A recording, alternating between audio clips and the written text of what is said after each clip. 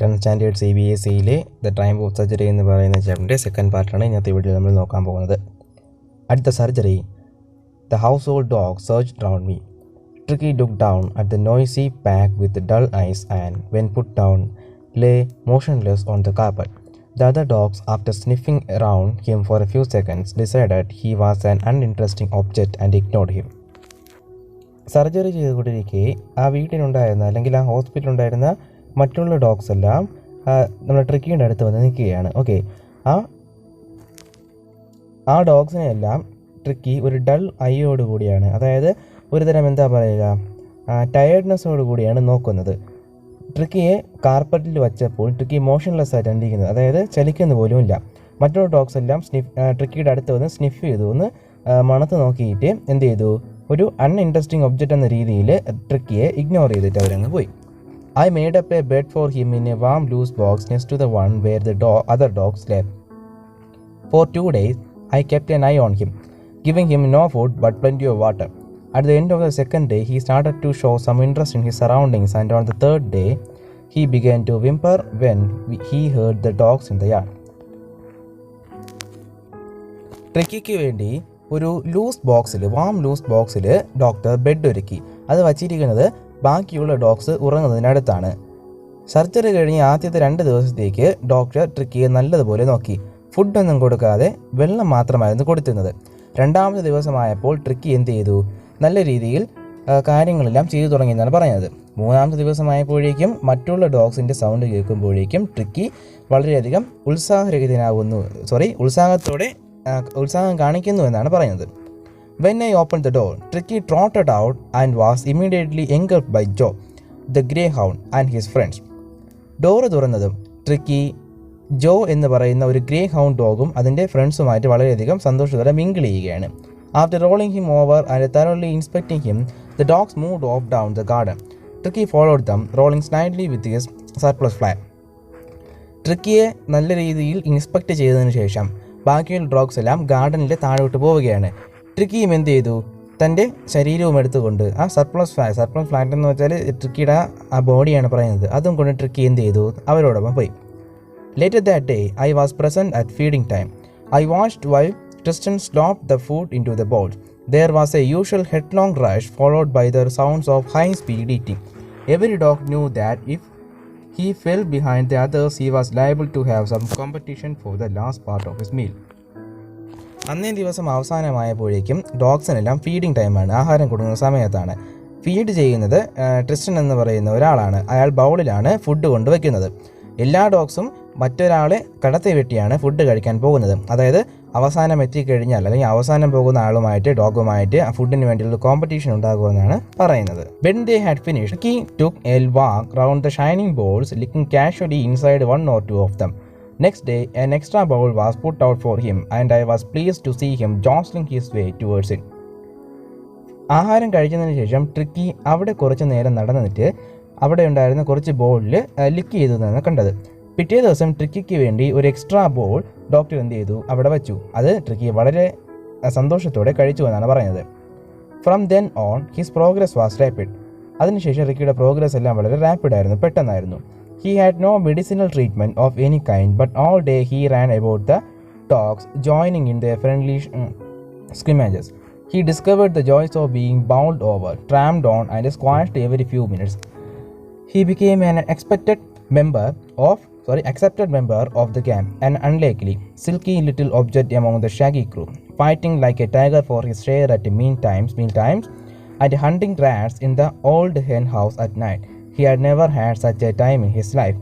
അതിനുശേഷം ട്രിക്കി മറ്റുള്ള ഡോഗ്സുമായിട്ട് വളരെയധികം ഫ്രണ്ട്ലി ആയിട്ട് ജോയിൻ ചെയ്തെന്നാണ് പറയുന്നത്. ട്രിക്കി എന്ത് ചെയ്യുകയാണ്, ഓരോ സമയവും ഡോഗ്സുമായിട്ട് കളിക്കാൻ വളരെയധികം ഇഷ്ടപ്പെടുന്നു. ട്രിക്കിയെ അവരെല്ലാവരും അവരുടെ ഗ്യാങ്ങിൽ ഒരു അക്സെപ്റ്റഡ് മെമ്പറാക്കി സ്വീകരിച്ചു എന്നാണ് പറയുന്നത്. എല്ലാവരോടൊപ്പം മീലിനെ ഷെയർ ചെയ്യുകയും ഫുഡ് ഷെയർ ചെയ്യുകയും അതിനുശേഷം അവിടെ ഒരു ഓൾഡ് ഹെൻ ഹൗസ് ഉണ്ട്, അവിടെ രാത്രി റാറ്റ്സിനെ ഹണ്ട് ചെയ്യാൻ പോകും എന്നാണ് ഇവിടെ പറയുന്നത്. All the while Miss Pombery hovered anxiously in the background, ringing a dozen times a day for the latest bulletins. I dodged the questions about whether his cushions were being turned regularly or his correct code worn according to the weather. But I was able to tell her that the little fellow was out of danger. and convalescing rapidly. പക്ഷേ Mrs പംവഴി ഓരോ ദിവസവും ഓരോ മണിക്കൂർ ഇടവിട്ട് അല്ലെങ്കിൽ ഒരു കുറച്ച് നേരം ഇടവേളയിട്ട് ബുള്ളറ്റിൻസ് അറിയാൻ വേണ്ടി, ബുള്ളറ്റിൻസ് എന്ന് വെച്ചാൽ ട്രിക്കിയെക്കുറിച്ചുള്ള വാർത്ത അറിയാൻ വേണ്ടി ഹോസ്പിറ്റലിൽ വിളിക്കുമെന്നാണ് പറഞ്ഞത്. ട്രിക്കിയെക്കുറിച്ച് ചോദിക്കുന്ന ചില ചോദ്യങ്ങൾ നമ്മൾ ഡോക്ടർ ഡോഡ്ജ് ചെയ്യും. ഡോഡ്ജ് എന്ന് വെച്ചാൽ മാറിപ്പോകും അല്ലെങ്കിൽ മാറ്റിവിടും. ആ ചോദ്യങ്ങൾ ഏതൊക്കെയാണ്? ട്രിക്കിയുടെ കുഷൻ്റെ കുറിച്ചുള്ള ചോദ്യങ്ങളും പിന്നെ ട്രിക്കിയുടെ കോട്സിനെ കുറിച്ചുള്ള ചോദ്യങ്ങളുമാണ്. അതെല്ലാം മാറ്റിവെച്ച് ട്രിക്കി നല്ല രീതിയിൽ എന്താ പറയുക, നല്ല രീതിയിൽ സുഖപ്പെടുന്നു എന്ന് ഡോക്ടർ പറയുന്നു എന്നാണ് പറയുന്നത്. The word convalescing seemed to do something to Miss Pamveri. She started to bring down fresh eggs, 2 dozen at a time, to build up Tricky's strength. For a happy period, my partners and I had 2 eggs each for breakfast. But when the bottles of wine began to arrive, the real responsibilities of the situation began to dawn on the household. ഇവിടെ ഒരു word നിങ്ങൾ കണ്ടില്ലേ, കോൺവലീസിങ് എന്ന് പറഞ്ഞത്. കോൺവലീസിങ് എന്ന് വെച്ചാൽ നല്ല രീതിയിൽ എന്നാണ് ഒരു അർത്ഥം വരുന്നത്. അതായത് ട്രിക്കിയുടെ സ്ട്രെങ്ത് നല്ല രീതിയിൽ എന്താ പറയുക ശരിയായി വരുന്നു. ഇത് കേട്ടതും മിസ് പംവറി അവരുടെ പഴയ പണി എടുത്തു തുടങ്ങി. എന്താണ്? ട്രിക്കിക്ക് നല്ല രീതിയിലുള്ള ഫുഡ് കൊടുക്കുക, അതായത് എഗ്സും വൈനും. അതേപോലെ ഈ എഗ്സുകൾ, അതായത് മിസ് പംവറി ട്രിക്കിക്ക് വേണ്ടി കൊടുത്തേക്കുന്ന എഗ്സുകൾ നമ്മുടെ ഡോക്ടറും ഡോക്ടറുടെ പാർട്ട്നേഴ്സുമായിരുന്നു ബ്രേക്ക്ഫാസ്റ്റിന് കഴിച്ചുകൊണ്ടിരുന്നത്. 2 എണ്ണം വെച്ച് അവർ കഴിച്ചുകൊണ്ടിരുന്നു. പക്ഷേ വൈൻ ബോട്ടിൽ വന്നതും അത് ഹൗസ് ഹോൾഡിലുള്ള ആൾക്കാരുടെ സിറ്റുവേഷനെ ഒന്ന് ഡൗൺ ചെയ്തു എന്നാണ് പറയുന്നത്, അതായത് ഉയർത്തി എന്നാണ് പറയുന്നത്. It was to enrich Tricki's blood. Lunch become a ceremonial occasion with 2 glasses of wine before and several during the meal. ട്രിക്കിയുടെ ബ്ലഡിനെ എൻറിച്ച് ചെയ്യുക എന്ന് വെച്ചാൽ പോഷകപ്പെടുത്തുക എന്നുള്ള രീതിയിലാണ് ഈ വൈന് കൊടുത്തിരുന്നത്. ഇപ്പോൾ മിസ് പംവറി അയച്ചിരുന്നത്. ലഞ്ച് ഒരു സെറിമോണിയൽ ലൊക്കേഷൻ ആയിരുന്നു. സെറിമോണിയൽ ലൊക്കേഷൻ എന്ന് വെച്ചാൽ നമ്മുടെ ഈ എന്താ പറയുക, ഈ വലിയ വലിയ ആഘോഷങ്ങൾക്ക് ഫുഡ് കഴിക്കില്ലേ, അതേപോലെ 2 ഗ്ലാസ് വൈനും പിന്നെ ഒരുപാട് മീലുകളും അതുപോലെ കാര്യങ്ങളായിരുന്നു. We could hardly believe it when the brandy came to put a final edge of Tricky's constitution. For a few nights, the fine spirit was rolled around, inhaled and reverently drunk. ട്രിക്കിക്ക് വേണ്ടി കൊടുത്തയച്ച ഈ വൈനുകളും സംഭവം എല്ലാം ആരാണ് കഴിക്കുന്നത്? നമ്മുടെ ഡോക്ടേഴ്സും അവിടെയുള്ള patients അല്ല, ആ സ്റ്റാഫ്സുമാണ് കഴിക്കുന്നത്. അത് അവർക്ക് വളരെ എന്താ പറയുക ഡ്രങ്കണാക്കി. ഡ്രങ്ക് എന്ന് വെച്ചാൽ നമ്മൾ ഈ അടിച്ച് പാമ്പായി എന്നൊക്കെ പറയില്ലേ, അതേപോലെ രീതിയിൽ അവരാക്കി എന്നാണ് പറയുന്നത്. They were days of deep content, starting well with the extra egg in the morning, improved and sustained by the midday wine and finishing luxuriously around the fire with the brandy.